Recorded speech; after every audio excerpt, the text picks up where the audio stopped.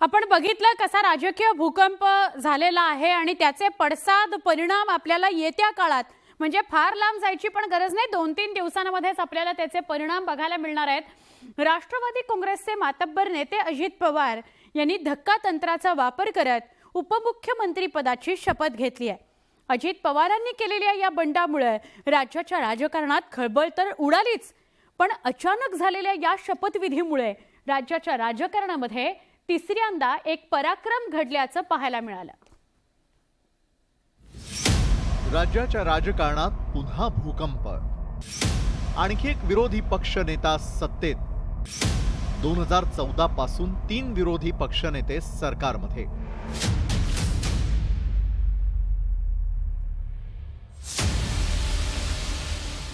महाराष्ट्राच्या राजकारणात आणखी एक राजकीय भूकंप झालाय।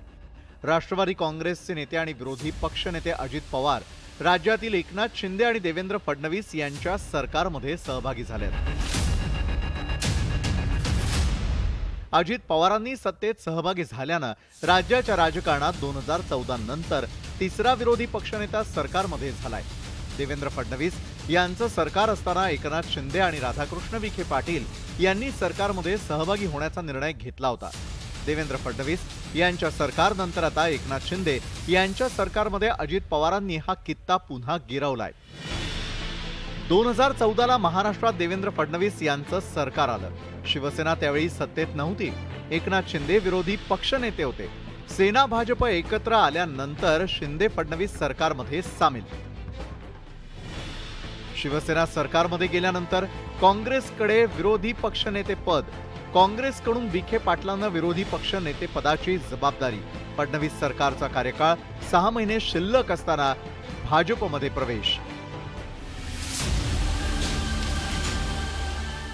यानंतर आता तिसऱ्यांदा एकनाथ शिंदे सरकारमध्ये विरोधी पक्षनेते असलेले अजित पवार सत्तेत सहभागी झालेत। एवढंच नाही तर त्यांना थेट उपमुख्यमंत्री पदाची लॉटरी लागली आहे। त्यामुळे राज्यात केलेल्या 2 टर्ममध्ये विरोधी पक्षनेता म्हणून काम करणारा तिसरा नेता सरकारमध्ये सहभागी झालाय। Bureau report, news 18 Lokmat.